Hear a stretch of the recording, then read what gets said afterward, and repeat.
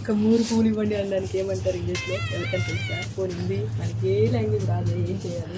ఇంత అందంగా రెడీ అయిన తర్వాత ఆర్టిఫిషియల్ ఫ్లవర్స్ పెట్టుకుంటే బాగోదని చెప్పి దుబాయ్‌లో ఉన్న ఒక ఫ్లవర్ షాప్‌కైతే వచ్చేసాను. కానీ వచ్చిన తర్వాత ఒకటే డౌట్ ఏంటంటే, ఒక మూరు పూలని కానీ, ఒక బారు పూలని కానీ ఎలా అడగాలి ఇంగ్లీష్‌లో గాని, హిందీలో కానీ అని చెప్పి. సో, నాకైతే తెలీదు. మీకెవరికైనా తెలిసుంటే కామెంట్ చేసేయండి. ఇప్పుడు నాది అదే పరిస్థితి. స్మెల్ అయితే అదిరిపోతుంది.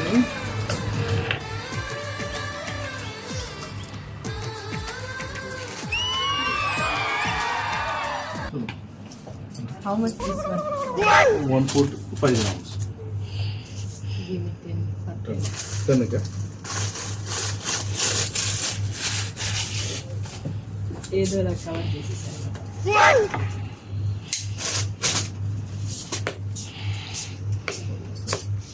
చూసారా ఎన్ని పూలు ఇచ్చాడు.